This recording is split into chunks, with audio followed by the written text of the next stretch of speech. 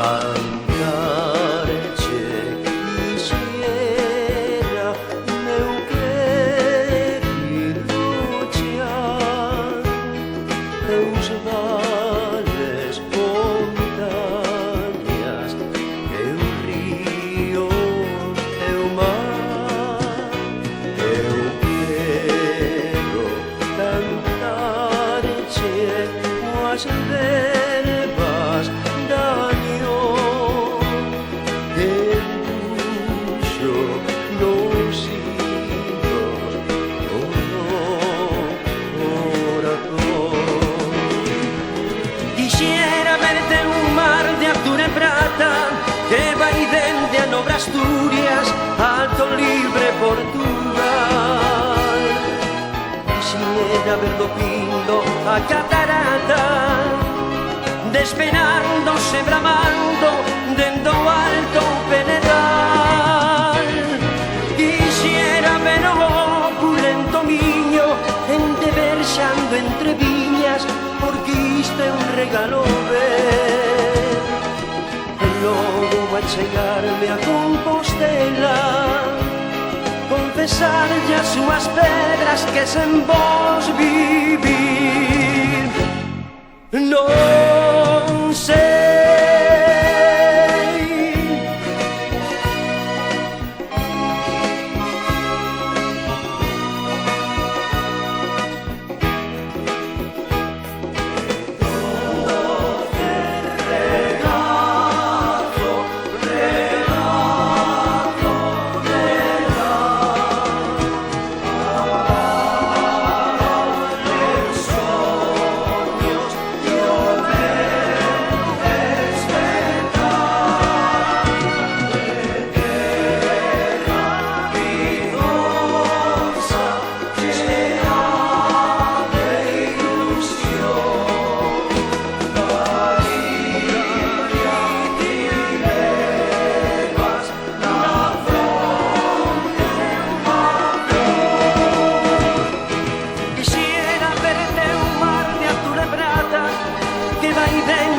Asturias, alto libre Portugal.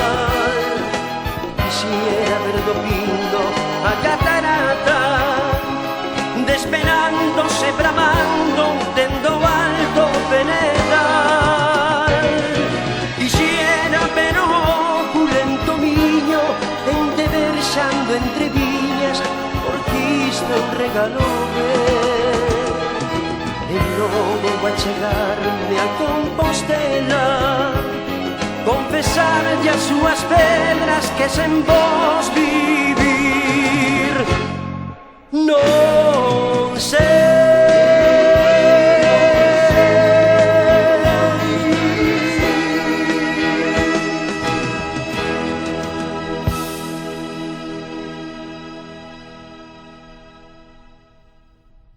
A todos.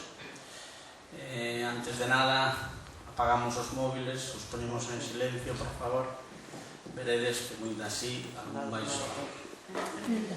Imos dar comenzo esta penúltima charla deste ciclo das 18 xornadas de información sociosanitaria de Outes e as terceiras xornadas do Programa Universitario de Maiores en Outes, do cuarto ciclo da USC.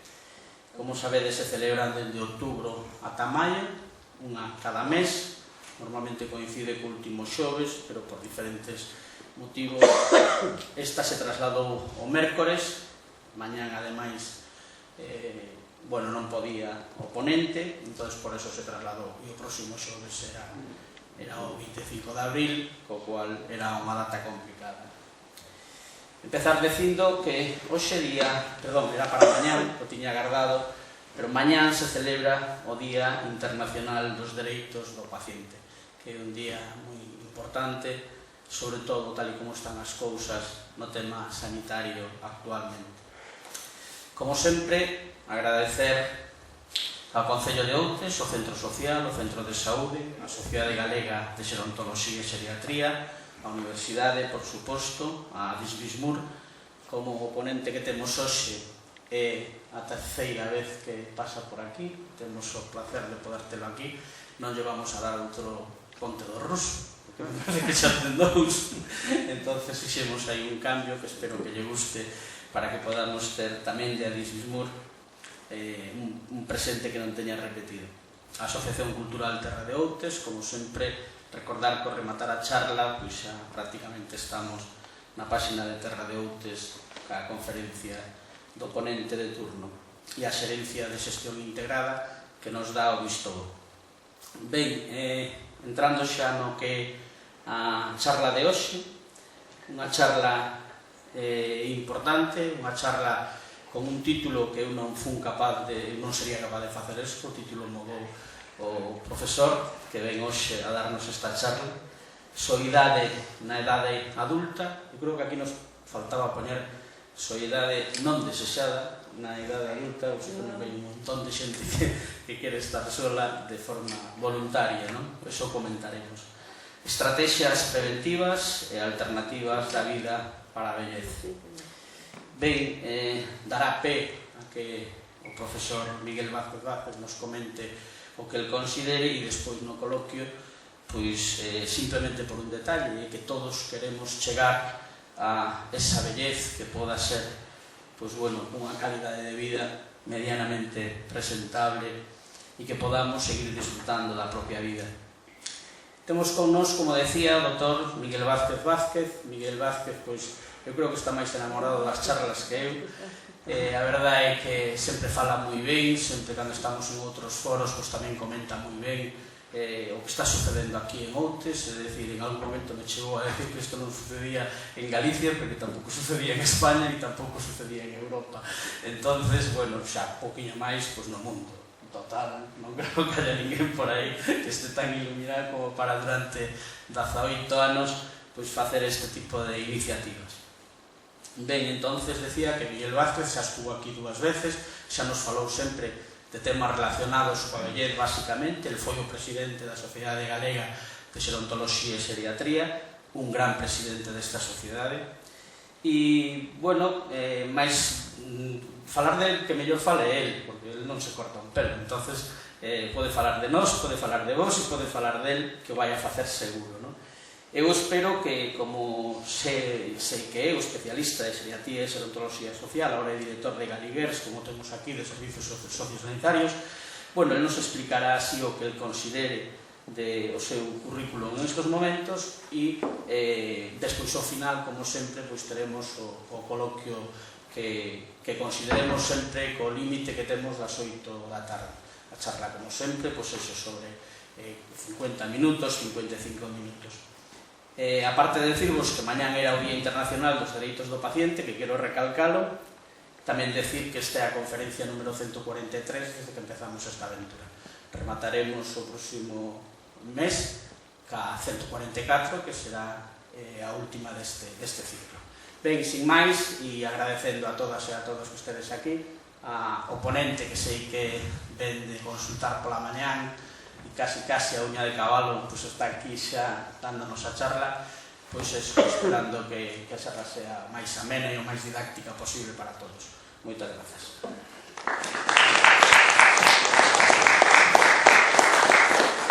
Boas tardes, eu creo que se escoitará, non? Non te fíes que depois me berra comigo. Se escoita sin micro? Sí. Se non collemos, non sei... Se vas a estar sentado casi o acercas, pero tens que acercarte moito ao micro. Aí perfecto. O micro funciona. Sí. Vale. Bueno, pois así forzamos menos a fala. Como tú queras, vamos maiores, eu creo que hai que ir relaxando xa actividade física. Aí está. Bueno, pois, a ver, eu, para min é unha honra, non? É un orgullo estar aquí nestas xornadas. Viñen máis veces, viñen a falar 2 veces, pero viñen a inaugurar, a clausurar e tal, o sea, eu xa, o coche xa sabía chegar aquí a Outes, non? Xa habíamos feito aquí un congreso, xa habíamos feito un congreso que presidiu precisamente o Dr. Dios, e moitas das persoas que están aquí tamén tiveron boa parte, non? De responsabilidade naquele congreso. Para min é unha honra e unha satisfacción, o digo de corazón, porque non, e yo digo o Dr. Dios, que non é fácil atopar un pobo, un concello, que teña un médico de atención primaria que se vincule a este traballo, porque isto dá traballo, hai que traer a xente, hai que preocuparse, hoxe estaba nervioso porque non había chamado eu antes, xa yo fixen a propósito para poñelo algo nervioso. Que vamos maior, vamos maior. Mais divertido, non? Porque chamei e digo, non te preocupes, que estou de camiño, e agora chegas, digo, chego a tempo, non pasa nada, non chego a tempo, bueno, depois tivemos aquí un pequeno lío coordenado, pero xa estamos, non? Entón, eu estou encantado de poder contribuir. Contribuímos dende a Sociedade Galega cando me tocou a mí presidila, pero ahora tamén está o Dr. Feile, que tamén apoia moito, non? O tema que me encargou, que me suxeriu o Dr. Dios, ten que ver con algo que está moi de moda, que é a soidade, que é un tema desagradable, non? Vir unha tarde aquí, ustedes son xente de ben, porque vir aquí escoitar unha tarde como a de hoxe, tan agradable, a oír falar de soidade, pois hai que ter ganas de oír falar de soidade, non? Sí, porque podíamos falar de outra cousa máis divertida, non? Se fixéramos algo de risoterapia, seguro que pasábamos mellor, non? Pero, bueno, a verdade é que ao final, a ver se anda isto ou non anda, creo que sí que anda, non? A ver, sí. Ao final tamén quería falar algo de, primeiro contar o que é todo isto, por que está tan de moda. Se saben vostedes, seguramente que Inglaterra creou un ministerio da soidade e Xapón creou outro ministerio da soidade. O sea, miren que si ten importancia ou non ten importancia o tema da soidade, que hasta hai unha ministra, bueno, é unha secretaria de Estado, no? Que os británicos non teñen só o primeiro ministro, non? E entón, eu vou falar da soidade, que é un tema que hai que, a ver, como diría eu, hai que desdramatizar. Hai que desdramatizar. O sea, non é ningún estigma estar solo na vida. Calquera de nós pode terminar solo na vida. O sea, non pasa nada. Como dicía o Dr. Dios, hai incluso xente, eu teño un gran amigo, Albino, que ten 96 anos, e el quere vivir solo, e sigue vivindo solo. Foi xefe da Policía Municipal en Zamora, el vive solo, e escribe todos os días, mándame todos os días un WhatsApp, e subo ao Facebook unha cousa que el prepara sobre a vida en Zamora, non? Pero algúns autores como este din que a soidade é como a fame, como a sede, un estado de carencia, unha falla, non? E efectivamente, non, a soidade non desexada, pois algún de ustedes ou alguna de ustedes se sinte só? Se preguntara isto, seguramente que algún se sentía só, non levantaría a man, porque parece que é unha vergoña ainda encima, non? Claro, parece que estar solo que é culpa túa, non? Se preguntáramos, non levantaríamos a man, pero eu quero pedirles un esforzo. O mellor se tapáramos os ollos e as orellas a vez e nos aillásemos do mundo, seríamos capaces de imaginarnos, imagínense se son capaces, como sería a súa vida solos, se non tuvesen familia, se non tuvesen ningún amigo. Vivir solos, sin ninguén ao lado. A veces é hasta inimaginable, non? Pero se fan un esforzo, bueno, dá igual o que che pase a hora que te levantes, a hora que te deites, se estás enfermo ou non estás enfermo. E son esas situacións que acontecen cando alguén nunha cidade, porque nos povos non pasa tanto, pero nunha cidade alguén se atopa morto porque os veciños da escaleira notan mal olor. É moi dramático, non? O sea, que leves 20 días morto e ninguén no mundo tiña ningún interés por ti, non? Estou poñendo a situación máis extrema da soidade, non? Esa soidade que non se chama soidade, chamase aillamento social, porque é verdade que hai varias soidades, non? É dramático, non? E eu me pregunto, como somos capaces como sociedade de permitir que eso aconteza? Como é posible que nun edificio de vivendas onde viven 8, 6, 12, 14, 20, 30, 50 persoas, unha señora maior, suelen ser señores maiores, morra, un home morra, e non te importa ninguén. O sea, temos tanto traballo na vida que non podemos, se hai unha persoa maior ao lado, no segundo dereita, é un pouco dramático. Eu, cando fixemos aquela se acordará ela, porque ela estuvo nun obradoiro, nun curso da Diputación da Coruña, eu que xa hai 2 ou 3 anos, sobre a soidade, non? E traballamos un pouco estas cousas, non? Mire, o censo de persoas que viven solas cada vez elevase máis. Eu non os quero cansar con números, pero sí que podo decirles que en Europa máis de 25, é impresionante, máis de 25 millóns de homes e mulleres viven solos. E dirán ustedes, bueno, pero vivir solo non significa que estés en soledade. Efectivamente, non todas as persoas que viven solas se sinten solas. E non todas as persoas que viven en compañía se sinten en compañía. É dicir, vivir en soledade é unha oportunidade, é un dereito, non? Pero está claro que donde temos máis soledade é precisamente nas persoas que viven solas. O sea, son as persoas que viven solas as que sufren máis soledade. E en España hai moita xente que vive sola. En España, 2 millóns de persoas maiores de 65 anos viven solas. Porque se é unha traxedia sentir a soledade, é moito máis traxedia sentir a soledade cando eres unha persoa maior. Porque non tes... Cando un é novo ainda ten futuro. Porque ustedes dirán, bueno, pero quen sinte máis soledade aquí en Galicia? Aquí na provincia da Coruña, no concello de Outes. Pois mire, curiosamente pensamos que, ustedes pensarán, ¿no?, que as persoas que están máis solas son as maiores, pero non, somos novos. A xente nova é a que se sinte máis sola. Pero a xente nova ten un futuro por diante. A xente nova pode cambiar a súa realidade.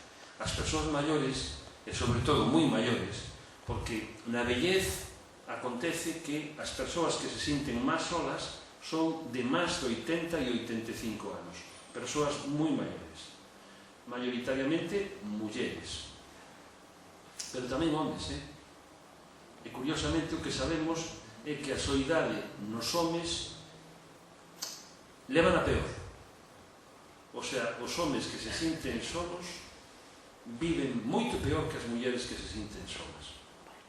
Isto é... Hai un estudio moi bonito de Javier Llanguas que fixo o ano pasado en Barcelona, que se había feito Fundación Matía, que demostra que efectivamente a vellez, cando eres home e en soledade, é moito máis dura. Eu non sei se podemos... Igual podemos apagar e podo poñer de pé e igual podemos ver. Sí,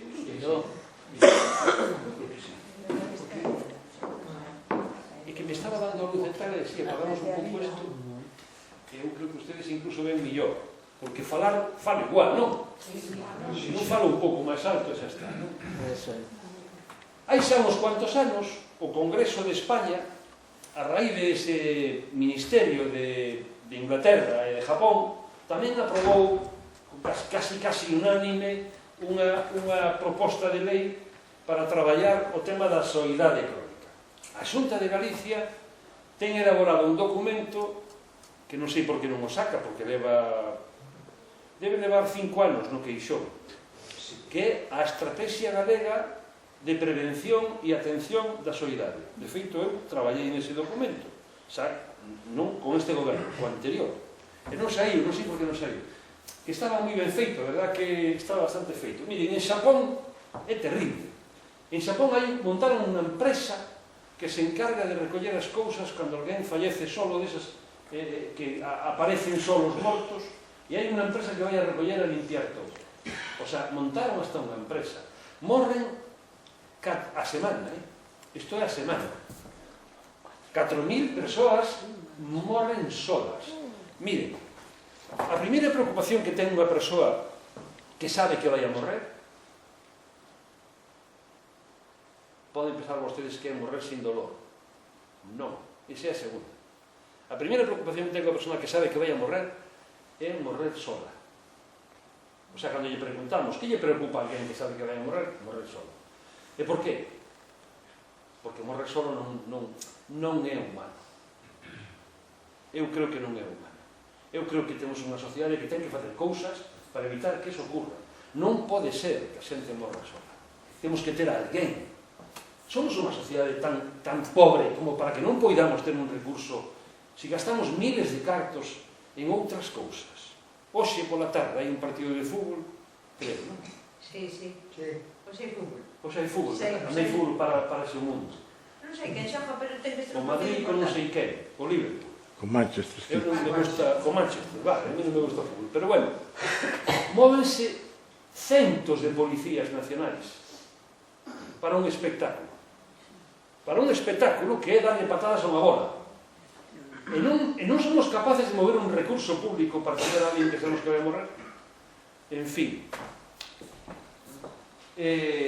a sociedade. Temos unha sociedade que cada vez a xente vive máis sola e vivimos no mundo das tecnoloxías, estamos comunicados todo o día polo WhatsApp, polo Facebook, polo LinkedIn, polo teléfono, polo que queiramos, e sin embargo a xente vive sola. O sistema capitalista, isto non o digo eu, isto o di, fíxense ustedes, a prestixiosa Escuela de Economía de Londres. Porque alguén pode pensar que iso ten contido político. Non o ten. O sistema que temos capitalista, que é o noso, o que ten en España, o que ten en Europa, será, aílla cada vez máis as persoas, porque somos máis competitivos. Tens que competir por un posto de traballo, tens que competir por vender máis, por ser millor, por explicar millor, por ser un millor alumno, por ser un millor ponente, por ser un millor médico, por ser un millor. E que fai iso? Que se xas máis insolidario, non? A obsesión polo crecimiento económico, non? A conexión entre as persoas maiores e os novos é cada vez menos intensa. E todo eso di, como digo, este señor que... Mire, a Universidade de Stanford, e aquí vais a meter o Dr. Dios casi seguro comigo, pero a Universidade de Stanford, que é unha das universidades máis prestixiosas dos Estados Unidos, di que a solidariedade ten o mesmo efecto que fumar 15 cigarrillos ao día. Sabemos que fumar é malo, sabemos que fumar mata. Pois vivir en solidariedade tamén mata, tamén é malo, tamén te afecta a saúde. E diste, como pode ser que vivir en solidariedade te afecte máis que vivir con alguén que te levas mal? Porque non sempre vivimos con xente coa que nos levamos ben. Non vou dicir aquí verdades, porque non vale a pena. E non vai a ser que algo grave e despois o vexe a miña muller. Pero, a ver, moitas veces pero é preferible. Miren, voulles a contar unha anécdota. Eu traballei moitos anos de director dunha residencia de persoas maiores con un alto nivel de complexidade, de dependencia, xente enferma, xente que dependía dos outros para a vida diaria. E tiñamos, por cada 20 camas, había 2 habitacións individuais. O sea, había 14 de dobles, 2 de matrimonio, 16, 18. Ali traballou tamén o doutor Ramón Vázquez con ese centro, que é o centro máis grande de Galicia. Eu penso que era un dos centros millores, seguramente, que había en España, porque estaba ben dirixido. E, bueno, había 2 habitacións individuais por cada 20 tal. Entón, non se enchían as habitacións individuais. A xente non quería estar na habitación individual. Eu digo, pero non pode ser, será que non o saben, non? E fui falar co traballador social e digo, oxe, pero informa a xente no comedor que temos habitacións individuais vacías. E que non a aquel. Entón, unha señora que tiña, a veces, unha señora que tiña o lío con outra, lle dixen a señora que tiña o lío, que estaba para... Boten máis tarde aquí que non aguanto. Digo, mire, hai unha habitación individual, por que non vai usted para individual? Digo, no, prefiero quedarme aquí e levarme mal que ir para individual. É increíble. Quero decir que aínda levándose mal é millor que vivir en solidariedade. Vivir en solidariedade aumenta un 31% o risco de morrer é unha das causas de hipertensión arterial, por exemplo, por suposto de depresión, por suposto de ansiedade, que logo vamos a verlo, pero vou pasarlo rápido, pero incluso, miren vostedes, de infarto de miocardio, sufrimos, somos as persoas, somos seres sociais, queremos ter xente ao lado, sentímonos ben, sentindo xente ao lado, ainda que non estén todo o día, como digo, ainda que nos veremos mal. Incluso produce, sabemos tamén, que é o detonante de cousas como a demencia. Por que crearon un ministerio os británicos e os japoneses? Porque son moi bons, son mellor que a nós, son mellores que os españoles. Non, polos cartos, polos cartos. Aí teñen os costes non me vou enrollar co tema dos costes, pero miren, en Galicia, en queixa continua de hogares de Galicia, persoas que viven solas na provincia da Coruña, ahora mismo en torno a 120.000 persoas que viven solas, que non está mal. En total, en Galicia, podemos estimar aproximadamente unhas 300.000 persoas. En Galicia viven 2 millóns de persoas, unhas 300.000 persoas viven solas. De esas, hai moitas persoas maiores. Moitas persoas maiores que viven solas. Sabemos canta xente vive sola. Aí está un pouco... Maite Sancho, esta señora que ahora é a directora xeral do Inserso, ustedes conocen o Inserso? Son eles. Sempre digo, falo mismo a broma. É a segunda palabra máis conocida en España, despois de Coca-Cola. Así que todo o mundo conoce Inserso. Bueno, a directora xeral do Inserso, que é Maite Sancho, di que temos que desestigmatizar. Temos que... A ver, vivir en soledade non é, como digo, algo que non nos pode tocar. Pódenos tocar. Pero tampouco podemos quedarnos sin facer nada. Non hai xente que quere estar sola, hai xente que tocou vivir sola. Sí, pero nós como sociedade temos que articular medidas para que iso non aconteza. Non me vou a estender explicándolle o que é a soledade. Hai diferentes tipos de soledade. Non estou falando da soledade voluntaria, da soledade desexada, da xente que quere vivir sola, do meu amigo Balbino. Non, estou falando da soledade non desexada, soledade emocional.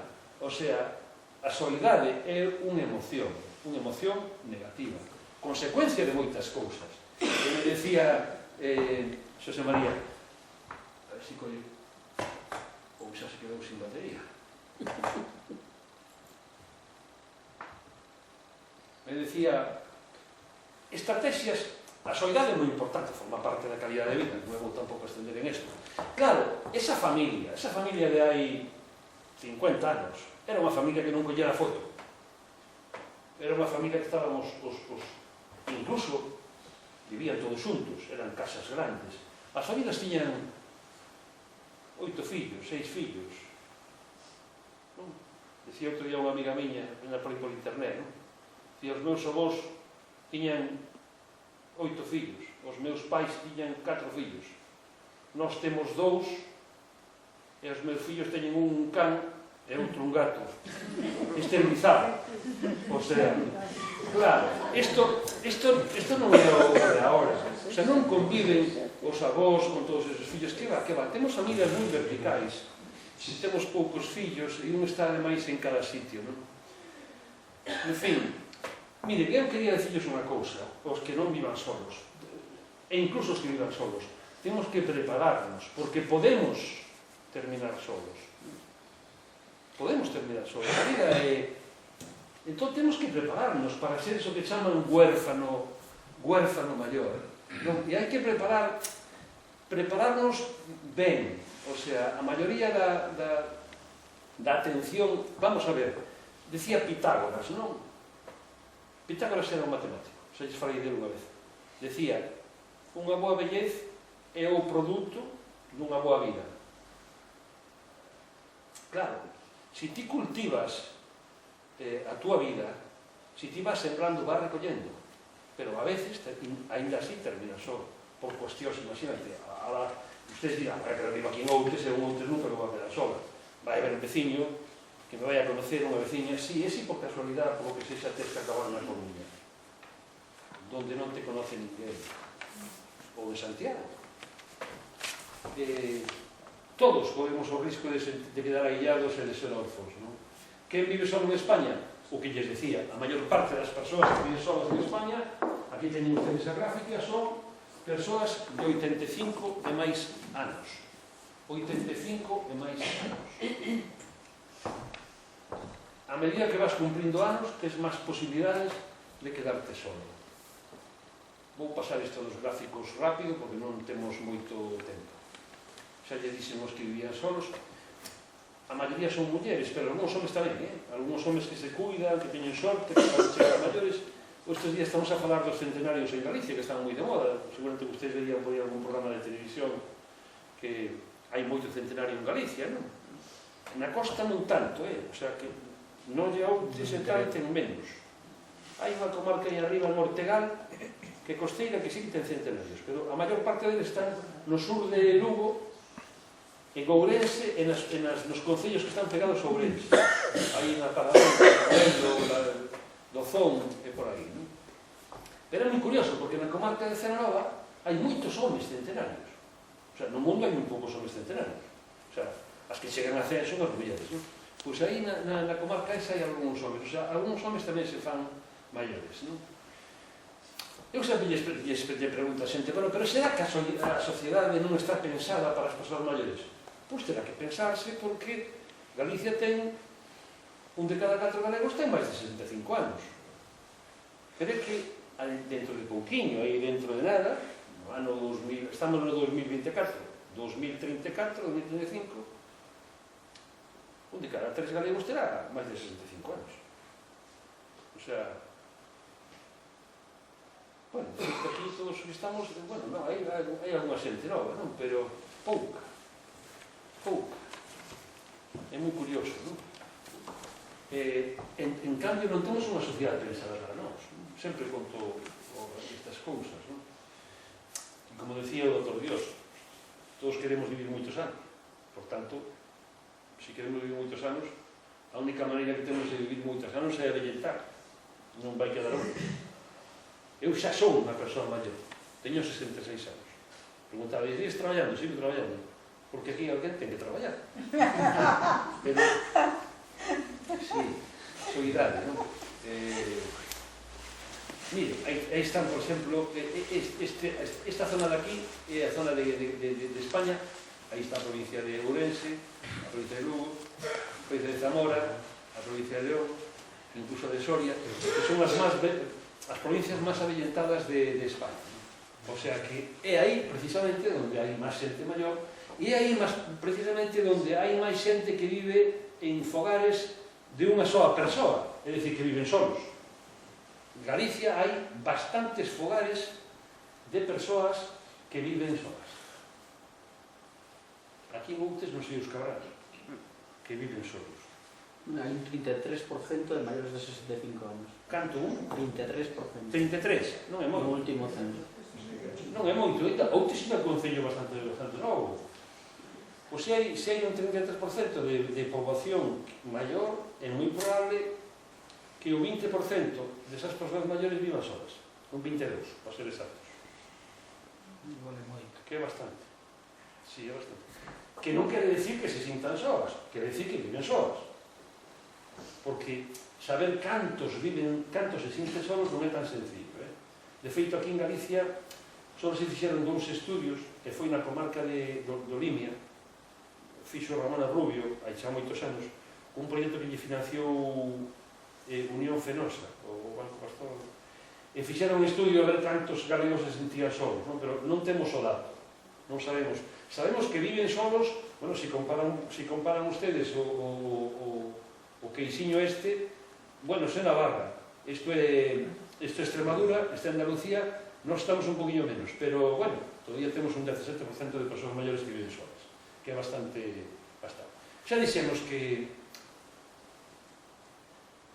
as persoas maiores que se sinten máis solas son as que autoperciben, o sea, se ven, se notan, se sinten máis enfermas. Son, polo tanto, as que máis van aos servicios de saúde. Son as que máis frecuentan os ambulatorios, os centros de saúde. os hospitais. Hasta o punto de que os británicos saben que as persoas que viven solas consumen o ano 13.500 euros máis en saúde que as persoas que non viven solas.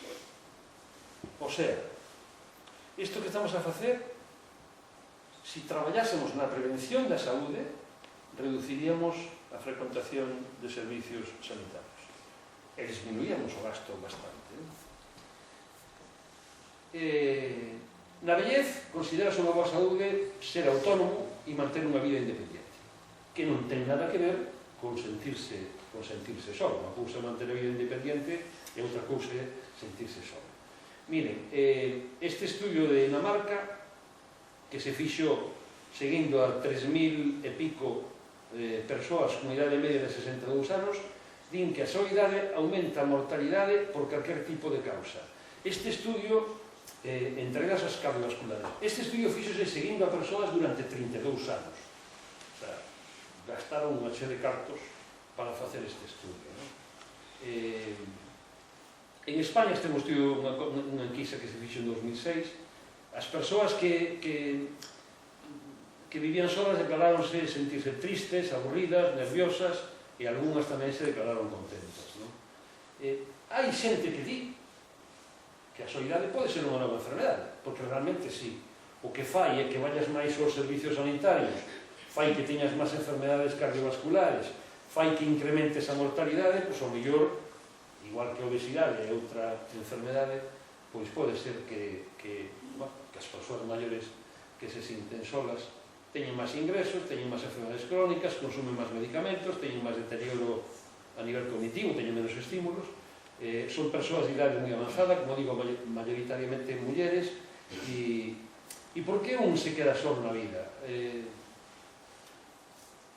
Hai moitas variables, non? Non sei se teña aí unha diapositiva para explicarlo, non? Produce, por exemplo, ansiedade mórbida, o sea, temor, medo, preocupación, inseguridade, angustia, hiperactividade, inquietude, evitan incluso o contacto con outras persoas, palpitacións, en fin, síntomas de todo tipo que teñen que ver coa ansiedade, angustia. Cales son os factores que predisponen a soidade? Pois, home, quedarte sin o cónyuge, se te quedas viudo ou viuda, pois te separas, pois tes máis probabilidades, obviamente, de quedarte solo na vida, non? Se non tes cartos, porque se tes cartos, o sea, a xente que ten moitos cartos sempre ten alguén ao lado. Claro, que non é o noso caso. O meu, non sei. Pero supoño que a Amancio Ortega, por decir alguén, vai ser difícil que este aí aillado e en soidade. Podrá ter sentimento de soidade, pero non vai estar aillado, porque é o que realmente nos preocupa, non? O sea, sí. E entón, que hai que facer? A pregunta o que me sugería, non? O doutor Dios di, bueno, sabes moito de residencias? Claro, estuve dirixindo 20 anos residencias e ainda sigo traballando en residencias públicas, privadas, pequenas, grandes. Incluso me dedico a diseñalas, os centros de día, tal e cual. O tío estuve aquí en Carballo, que estamos aí traballando nun centro, nun proxecto. Cantos de vostedes querrían vivir nunha residencia? Que levanten a mano. Todos xa que? Bueno, mira, hai 3, non está mal, xa temos 3 clientes. Según as circunstancias. Se a mí me funciona, vou facer eu, se non funciona, que me pago. Cantos querrían seguir vivindo na súa casa? Que levanten a man, por lo menos. Dá gusto. Estou seguro que a nosa casa non é tan cómoda, seguramente, como é unha residencia. E temos que fazer a comida, temos que limpiar, apagar a luz e a auga, non sei que, tal e cual, pero queremos vivir na nosa residencia. Como di ese anuncio de tal, non? Ese é o noso palacio, non? Pero na residencia evitase o tema da soidade. Como? Se a residencia en por sí evita o tema da soidade. No. Pois? Voulles a decir incluso outras. A xente que vive en residencias ten puntuacións moi altas en escalas de depresión. O 63% das persoas que viven en residencias en Galicia puntúan alto en escalas de depresión, igual que as persoas que viven solas. Por lo tanto, vivir en residencia non reduce. Sin embargo, sí que é certo que moitas persoas que se sentían solas, que estaban solas, que ingresan en residencias, deixan de ter sentimentos de soledade. O sea, cando lle pasamos a Quisa, deixa de ter, porque vive en compañía. Pero bueno, sí, eu non recomendaría vivir en unha residencia para evitar a soledade. Eu non recomendaría vivir en unha residencia en ningún caso. O sea, non é residencias toda a vida. Non lle recomendaría deixar a súa casa para ir a unha residencia. Vayan se non teñen máis remedio. O sea, se teñen que cuidalas, ou cuidalas, sí, porque... Sabes que pasa? Que, claro, o problema non é a soledade, o problema é a dependencia. O sea, se tú... Claro, se tú tes unha situación de dependencia... Eu teño soledade. Claro. Si necesitas que alguén te axude a lavarte, a vestirte, a comer, a moverte, a ir ao baño, etc., non podes ter, hoxe en día, moi difícil, porque non encontras xente que ir a traballar na casa en 3 turnos, porque tens que ter 3, un por a mañana, outro medio, outro noite, outro fin de semana, o sea, entón non podes, económicamente é máis caro quedarte na casa que ir a un centro, pero é o menos malo, ao fin e ao cabo, da forma de vida. Pero hai outras alternativas, a residencia tradicional, na que nós traballamos, como o Maiseu, o outro lado que é Maiseu, era moi grande, tiña 300 persoas, pero hai residencias que son pequeniñas, e agora traballo nunha que é máis pequeniña, que son 68, e é unha maravilla, porque conoces a todo o mundo, conoces os fillos da xente que está ali, que veñen, cando un ven, trae unha tarta e fai así para todos, levanos a veces a dar un paseo, levan a 3 ou 4, quero dicir, é unha familia grande, é outra forma de vivir, non? É distinta, non? E non está mal, Claro, eu paso a consultar ali unhas horiñas e tal, conozco a todo o mundo, conozcolles as arrugas, os lunares, quero dicir, cando alguén respira máis rápido, digo, me pasa porque vexo todos os días. Digo, non está respirando como ayer, non? Pero iso é outra dimensión, non? Pero as residencias de válidos agora Non hai. non hai xa. Non. Pero... Fai 30 anos, cando nos empezamos os servicios de 40 anos, sí que había residencias. Todas de válidos. Eso sí que non tiña sentido ningún. O tema que ahora hai todo un movimento en España, que xa está... chamaban os americanos a alternativa dele, non? Greenhouse. Son residencias, pero pequenas, na comunidade, o sea, por exemplo, quero decir, nos povos, residencias de 30, 40 persoas, 25 persoas, que moitas delas incluso son movimentos colaborativos, asociativos, son persoas maiores que están ben, que se poñen de acordo. Pois mira, eu vendo esa casa que teño, que ten 2 pisos para que quero, ou vendo o piso, porque moita xente ten unha casa grande, digo, por certo, se teño unha casa grande aquí, vendela pronto, porque tal e como vamos a nivel demográfico, en Galicia vamos a quedar nos povos sin ninguén. Venden a casa e construyen ou se van a un sitio acompañados de xente que conocen, que comparten, coas que comparten cousas, son do mesmo barrio, falan da mesma maneira. Eso chaman ya ahora vivienda colaborativa ou que está con palabras inglesas o co-living, o co-housing, que é un pouco o mesmo, non? Que está ben, pero ten un inconveniente. As persoas, cando vivimos moitos anos, terminamos necesitando, moitas veces, se non morremos de repente, terminamos necesitando cuidados de outras persoas. E claro, nestas residencias pequenas non podes ter enfermeira, médico, psicólogo, terapeuta ocupacional, fisioterapeuta, non dá de sí para tanto, non? Entón, e todos estos sistemas de vida están pensados para persoas autónomas, para persoas que non utilizan cadeira de rodas, que non... Quer dizer, son lugares de vida moi bonitos, evidentemente, porque non vives solo, vives en compañía, con xente que pensa como a ti, porque además ti elises con quen queres vivir. O sea, a cooperativa montase con quen. E non eres dono da habitación, sino eres dono mentras vivas. Mentras vivas, tú eres dono desa habitación, co cual os costes tamén son menores, porque compras un apartamentiño de 20, 15, 18, depende, hai de diferentes tamaños.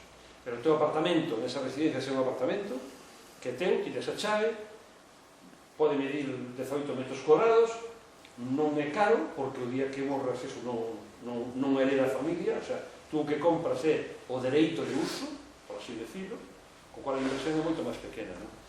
Está ben, como idea está ben, como mecanismo está ben.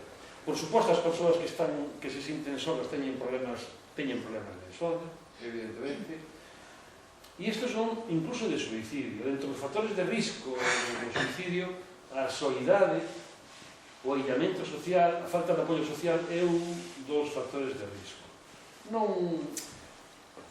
Ahora que estamos no século da saúde mental, está todo o mundo preocupado pola saúde mental, e dentro da saúde mental polos suicidios, non? Ustedes teñen que saber que as persoas que máis se suicidan son persoas maiores. Porque ademais non falla. O sea, a xente nova ten moita tentativa e falla. Pero a xente maior, cando se ve suicidar, suicidas. En Galicia hai moito suicidio. Por qué?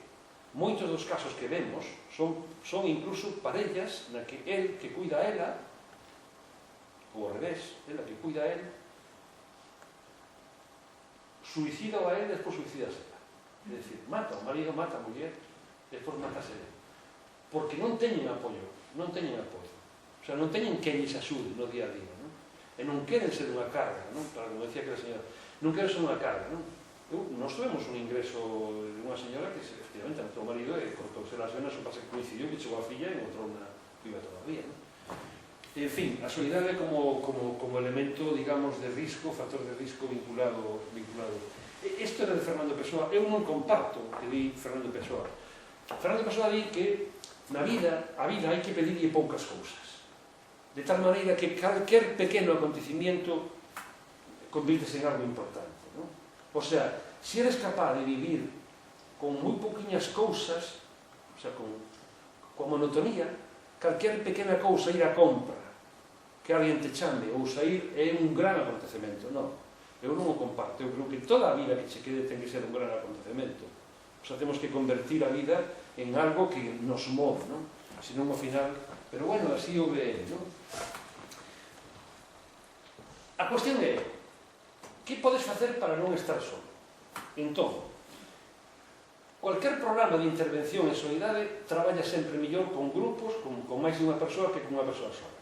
É dicir, se nós quedamos as tres para tomar un café, inda que unha non vai, a outra está chamando, e non ves, te compromete. Quero dicir, dá igual que o fagas para dar un paseo, para fazer deporte, que o fagas para tomar un café, ou que o fagas simplemente para charlar un rato. Se hai máis dunha persoa, sempre funciona moito mellor. Implicación, xenerar un grupo. Planificación. Bueno, para ver a xente tens que quedar con ele. Xa nos veremos, pero logo nunca te ves. Cantas veces nos pasa eso. Oye, a ver se nos vemos. Sí, temos que vernos. Pero, se non quedamos, non nos vamos a ver. Ao final temos que quedar. Oye, quedamos o martes ás 3. Ou quedamos o martes pola tarde, entón vémonos. Non lles pasa, que quedan con alguén e logo non quedar. Temos que vernos, vémonos pouco, a ver se nos vemos máis. Pero terás que planificar, senón non te ves, non? E logo hai que entrenar, non? Decía un amigo, bueno, pois hai que poñer o reloj en marcha, non? Ahora estánse facendo casas deste tipo, non? Casi inteligentes, casas que te conectan. Ahora hai estes aparellos, que como lle chaman estos, conectas e lles falas Sí. Alexa. un altavociño pequeno que falas oye, dime que tempo fai mañá. Alexa. Alexa, chama o meu amigo Carlos. E Alexa chama o teu amigo Carlos. Bueno, esta é unha cousa que vale 4 pesetas, pero hai sistemas un poquinho máis complexos e dentro de moi poucos anos vamos a ter a casa seguramente caldeada de tal xeito que tú digas, bueno, pois quero ver un rato a miña prima Lola. Chama a Lola na televisión, ves a tua prima Lola, falas a tua prima Lola, non? Estas casas inteligentes que están comunicadas coa comunidade, non? E xa para rematar, non sei como vamos de tempo. 55 minutos. pero como botamos aí un cacho de encenderlo e apagando e tal e cual... No, pero 5 minutos. termino. Mire, para non estar solos na vida hai que ter a intención de non estar solos. O primeiro. O sea, a rede de amigos hai que cuidar. E a familiar tamén. É que miña prima non me chama nunca, que chamaba ela.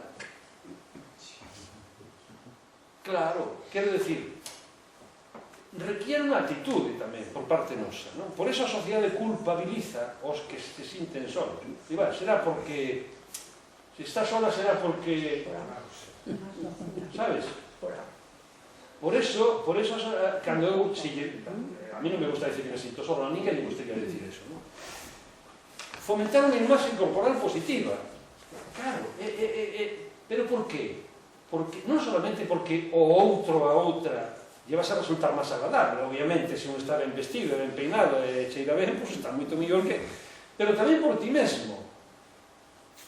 Si te pos guapo, dices, bueno, ahora que estou guapo vou salir, joder. Claro, se non te vistes pola mañá xa non sales. Quero dicir, poñerse guapos non solamente é bon para un, é bon, o sea, é bon para os outros, é bon para un tamén. E digo poñerse guapos por decirlo desa maneira, non? Pero falo de ter actitude, non? En realidad, temos que cuidar o oído, porque unha das cousas que ailla na vida é non oír ben, ou non ver ben. Se non ves ben, dáche medo salir, tropezas. Se non oís ben, é difícil manter unha comunicación. E moitas veces é cuestión tamén de cuidar, bueno, pois o que levamos posto, non? É como a forza física, non? A forza física. Claro. Ou incluso propio... Un día, a outra vez que estuve aquí contilles unha cousa. Dixenlle, miren, falamos de vivir moitos anos, falamos de chegar aos 100 anos, aquel día, non? Falamos de longevidade, falamos de senescencia. Eu lle dixen, lles contei unha cousa, lle dixen, miren, hai un estudio moi bonito feito en 48.000 personas entre Estados Unidos e Inglaterra. Unha profesora que se chama Becca Levy seguiu a un grupo de xente e observou que as persoas que tiñen unha boa rede de apoio social, o sea, amigos e amigas, familia, vivían máis anos que a xente que non a tiña. 3 anos e medio máis, de por medio. O sea, ter familia, coa que te relaciones, porque ter familia e non te relacionas, ou te levas mal, pois non vale para moito. É mellor levarse mal que non tenga, pero bueno, dirán ustedes, bueno, é mellor se a ter as mal é mellor que tiñas longe, non, sempre é bo que este cerca, non?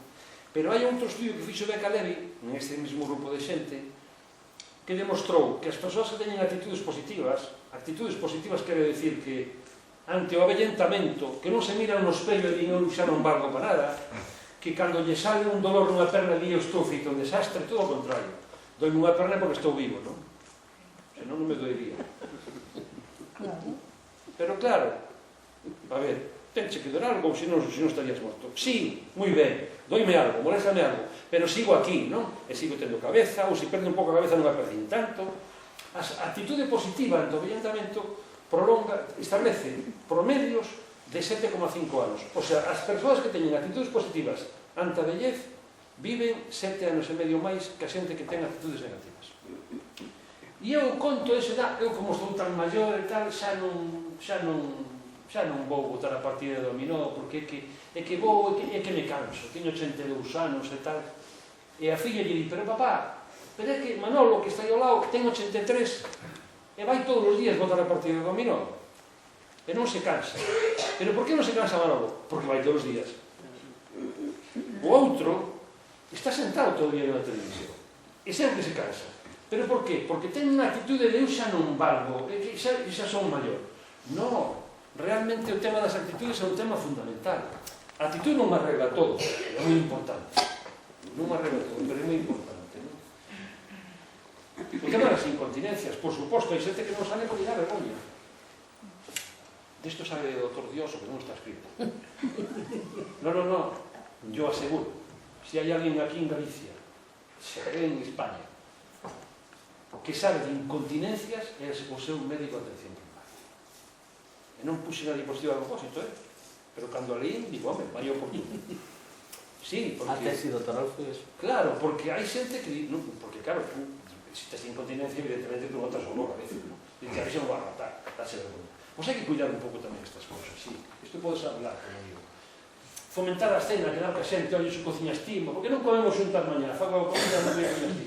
E vale, mira, non me que eu fixen aquí unha carne asada riquísima, era, bueno, ben, non todo o mundo fai igual a comida, ou non todo o mundo ten a mesma posibilidade, ou non son todos iguales. No tema da religión, mire, eu non estou facendo aquí ninguna proposta religiosa, pero os que son religiosos, non acórdame, non? A misa do domingo era un lugar de encontro. Non sei se siguen indo a misa de xa non vou a misa de domingos, pero daquela que se iba a misa dos domingos, eu vía que os domingos era un lugar de encontro. E se unha señora non viña, as outras decían, e que lle pasaría a Rosa que non veo? A ver se está enfermo. Porque era o día centro social, é dicir, hoxe en día temos centros sociais e temos e podemos facer cousas polos demais.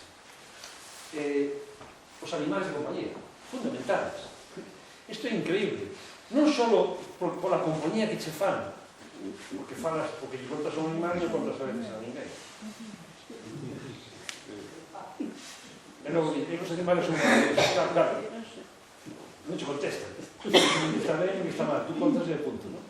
Pero é verdade, non? O sea, ter un can oblígate a sacalo da casa.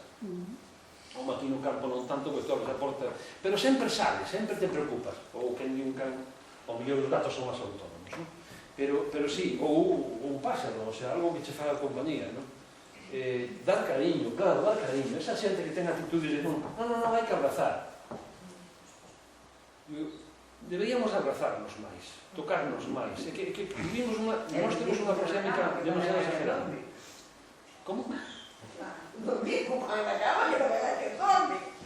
Non, pero pasa unha cousa. Eu tenho, é que era muito moito. Pero hasta aí. Pasa unha cousa, mire. Hasta aí. Chego a entrar na cozinha, pero os pessoas vieram. Porque eu não limpiava. Ainda que limpe 50 vezes por dia, 50 vezes fazer o zero. Quero que muito, e ele também, né? Não sei se eu dará mais carinho um cara que uma pessoa. O meu problema. O que pasa é que nós temos a cultura de que o can fora da casa. Pero nas cidades, bueno, en Valladolid ciudad, hai máis cans censados que nenos. Ahora hai negocios de... Non hai médicos de atención primaria, pero veterinarios... É unha barbaridade. Non é broma ningún. Ahora hai clínicas veterinarias por todos os lados. E a xente gasta unha serie de cartos nos animales. É unha cousa increíble. Hasta temos unha lei que protexe casi máis o animal que... Pero no que estamos a falar dos abrazos, da distancia. Aquí en España xa somos medio europeos. O sea, antes, hai uns cuantos anos, tú, cando falabas con alguén, vías a dous paisanos falando e achegaban un ao outro. Estaban ali agarrados e tal. Agora xa falamos a 50 centímetros. O sea, eu se me acerco máis a ti, xa te pos nervioso. O sea, máis bien que vexe que quere, non? É verdade, o sea, non tocamos a xente. Parece que nos contagian algo, non? Foi desde o COVID. Esa distancia, os alemanes teñen ainda máis, cuidado. Nós temos aproximadamente uns 40 centímetros, o sea, eu podo chegar por aquí e aquí non pasa nada. Chego aquí e aquí non pasa nada. Se me acerco un pouco máis, xa pasado. Xa, se rozas a perna, xa parece que queres algo, non? Non. Home, tampouco é, eu cando vou a Latinoamérica na charla, a veces eu teño que decir a muller, oye, que estou, vas a Colombia, en Colombia non hai distancias. O sea, aquí como te faz unha foto con alguén, posta así, pero non lle tocas co ombro, se non o conoces. Non, para os temas xa temos unha foto. Estamos todo aquí e non tocamos co ombro, pero claro, en Colombia agarranse así e faz a foto, cuidado. Logo ve a muller en internet, tens que explicar. Non, tens que explicar porque son outra cultura. Dar cariño, non? Abrazar cura, miren, os abrazos curan, xa o sabemos, pero curan de verdade. A xente que está sola non ten un abrazo. Ustedes acórdanse da pandemia? Acórdanse da pandemia? Mire, eu estuve 28 días metido nun centro de... Abrimos un centro que era para persoas maiores que tiñan COVID, que vivían en residencias, que non podían ir ao hospital, porque non...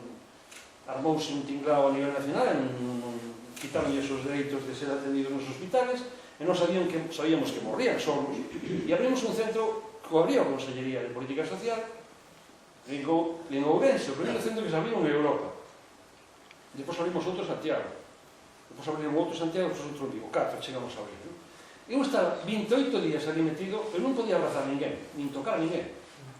Iba cada 15 días a levar a roupa a miña muller, deixaba na porta, ela levaba para dentro e deixaba outra limpia na porta para poder, bueno, non tiña. Eu ao cabo dos 20 días era un extraño comigo mismo, non botaba de menos un abrazo. Imagínense esa xente que vive sola, que non ten familia, non ten, xa non digo un abrazo, non ten a veces ninguna mirada, porque a veces abrazas tamén cos ollos, non? Pero abrazar cura, isto é certo. Miren, isto é outro tema. Sempre vemos a vellez como algo receptor de servicios, tal e cual, consumidores de recursos, pero as persoas maiores teñen moitas capacidades. Eu estou colaborando con unha asociación de Ballón, o Pazo Ballón, ali en Pontevedra, onde estaba o rollo da droga do Pazo Ballón. Como se chamaba aquí? Ubiño. Bueno, ali hai unha asociación de persoas maiores que hai 42 persoas maiores que fan un programa de voluntariado. E van a visitar a xente cando está hospitalizada, a xente do povo, sin medo. Porque, claro, temos medo. A ver se me vai, vou tocar o timbre para tomar un café, a ver se me vai molestar. Non, eles van, se se molestan, pues non volven, non pasa nada. E están desenvolvendo un programa de voluntariado con outras persoas que teñen necesidades, non? Son 42 persoas maiores, e levan xa 8 anos facendo cousas. Axudar, eu tamén podo axudar, por lo tanto, calquer idade. Identificar as persoas que viven solas. Isto é o que teníamos que fazer, saber que vive solo, porque temos máis risco os que viven solo que os que viven acompañados. Entón, identificar esas persoas que van ao centro de saúde ou que non van, que están solas, e buscar a maneira de facer que participen en programas sociais. Non perdan o carné de conducir, os que o teñen. Non deixen de renovar. Non, agora non fai falta. Non. E se non teñen carné ou xa non conducen, ter un taxista de man é unha cousa importante. Son cousas que no medio rural, cando estás, necesitas, non dependas tanto da familia, ter un taxi falar cos veciños, tomar un café de vez en cando. Nós temos unha ventaxa moi grande. A forma de vida nosa no rural, ou de ser un concello rural, igual que no que eu me criei, eu recordo, e sempre conto, ademais, cando falo desto, recordo dúas familias que vivían unha cara onde a outra non se falaban, porque moitas veces co veciño é con quen tes máis lío, non se falaban. Non se falaban, ademais, facianos, pero na malla eu vim o señor que non se falaba co outro traballando eu non entendía nada, eu tiña 10 anos e dicía, pero como pode ser se non se falan e resulta que está traballando con ele porque era a malla, amigo, é que se non se axudaba os vecinos non podías mallar. Entón aquel iba a casa do que se levaba mal e o que se levaba mal a casa dele. Unha cousa era levarse mal e outra cousa era a malla. Pero recordo esas dos familias que se levaban mal e cando a señora Manuela, que era unha señora moi maior, vivía sola, a outra que se levaba mal con ela levoulle unha pota de caldo. Pobre, unha cousa levarse mal e outra cousa que está enferma. Estes días non a vin salir, debe estar enferma e levei unha pota de caldo. Isto é así, pero é así na nosa forma de vida. Levaste mal do veciño, pero unha cousa levarse mal e outra cousa non levarlle unha pota de caldo. Esa é a gran ventaxa que temos aquí en Galicia, que quizá no rural debemos de pensar de outra maneira. Non hai moitas experiencias de traballo en España na casualidade no medio rural, porque casi todo o que se fai en cidades. Hai grandes experiencias. Eu lles vou deixar aí unha presentación, pois alguén quixera, con experiencias de programas de prevención e de solidariedade en persoas maiores, sobre todo. Esta frase non é miña, pero sempre a pongo. En certo modo que o que se espera de nós termina determinando o que somos. Entón, claro, se ustedes teñen como imaxen aquela bellez dos seus pais ou dos seus avós, esa non pode ser a súa. Ustedes son outra cousa.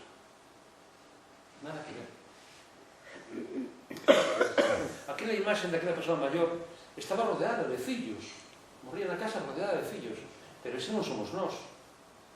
Eu teño un fillo en Polonia, outra en Londres e outro en Madrid. Teño 3. Quero dicir, está moi claro que eu teño que desarrollar estrategias co resto da familia, cos amigos, fundamentalmente cos veciños, para non quedarme só, porque se vivo o suficiente, o máis probable é que, por suposto, a miña filla siga en Londres, a outra siga en Madrid, e outro de Polonia esperemos que volva, pero non vai a estar cerca tampouco. Non pensen, por lo tanto, que son aqueles maiores que tiveron como exemplo, nada que ver. Esa foto en blanco e negro non son ustedes, nin se lle parece.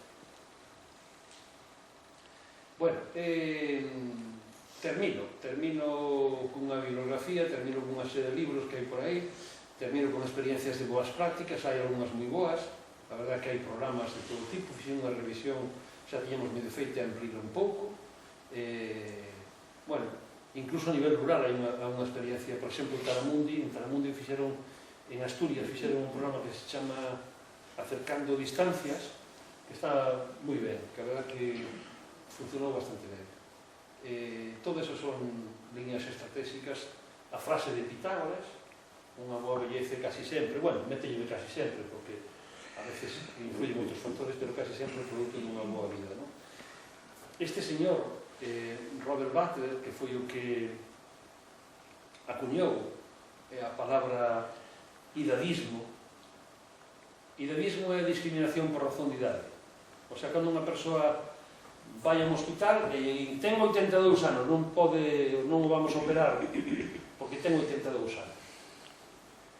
Que ten que ver que tiña 82 anos? Hai xente con 82 anos que está moi ben e xente que está moi mal. O sea, a idade non é máis que un número. Non ten nada que ver. Hai xente con 90 anos que sigue camiñando 5 km diarios e hai xente con 70 que non os anda. O sea, a idade non é máis que un número, non? Pero hai moita discriminación, Por exemplo, cando foi a pandemia, esa decisión que adoptaron de que a xente maior que vivía en residencias non poidese ir aos hospitais, matou a miles de persoas en España. Matou a 106.000 persoas que vivían en residencias solamente no ano 2020. Solo no 2020. 106.000 persoas que morreron en moi malas condicións. Morreron a maior parte deles asfixiados, sin aire, e morreron solos. Está prohibido acompañados. Por que? Unha actitude idadista totalmente, porque había medo, simplemente, a que os hospitales se colapsaran. Pero aquí en Galicia tamén morreron miles de persoas. E miren, os hospitales durante a pandemia tiveron unha ocupación do 55% en Galicia. O sea, por debaixo da ocupación normal. E, sin embargo, non se lles permitiu os maiores que vivían en residencias.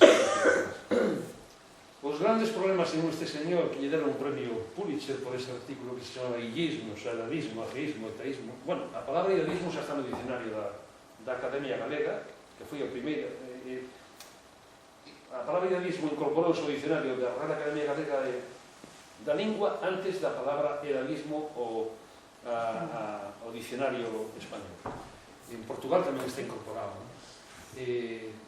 Bueno, esas mortes que eu non vou deixar de recordarlas mentras vivo, porque hai moito interés en que se olviden, pero eu creo que non podemos olvidarlas, sobre todo para que non volva a ocurrir,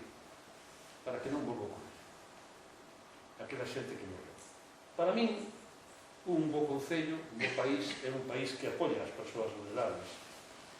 O sea, o concello de Outes, que permite, que apoia tamén estas cousas, non? Que teñen algo, sempre queda algo, sempre aprendes algo, sempre pensas algo, sempre podes facer algo.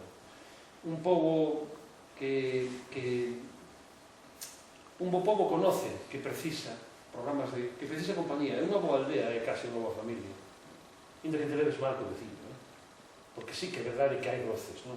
Temos na casa, a tua familia, non o vas a ter co do lado, porque ten a pola do carballo ou porque o can non sei que, quero dicir, ou porque un día che dixo, non? Estas cousas ocurren, non? Pero ainda levándose mal, é mellor ter vecinos. Que había que fazer un programa aquí en Galicia que se chamase así, como os Gaida Pobo, etc. Si queren entreterse, hai un novelista de Viveiro que publicou no ano 2014 unha novela que se chama Hotel Paradiso, que fala da soidade, unha cousa curiosa, non? Esta non sei como se chama, Dente de León. Dente de León. Isto está así cando co rocío, non? Cando é pola mañá, non? Pero cando lle dá o sol, cando se quenta e lle soplas, expande, non? Expande un pouco, non? Entón, eu sempre digo mesmo,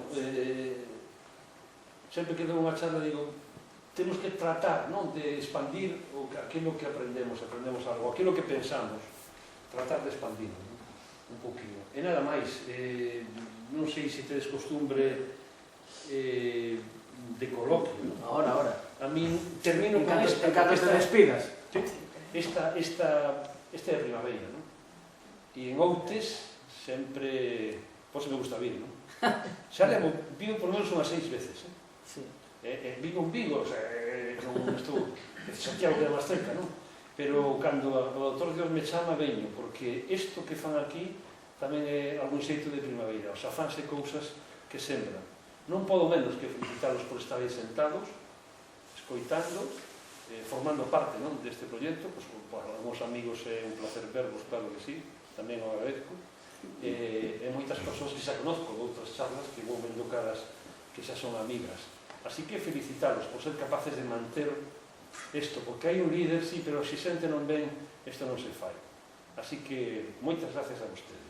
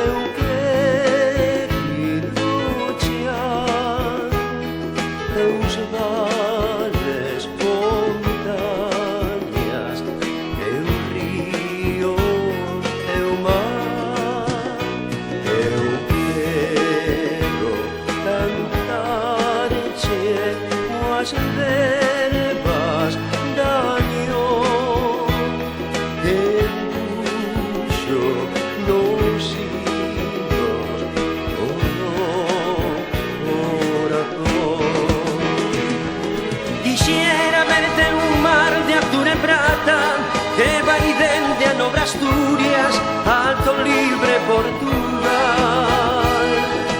Quisiera ver do Pindo a catarata, despenándose, bramando, dentro alto Penedal.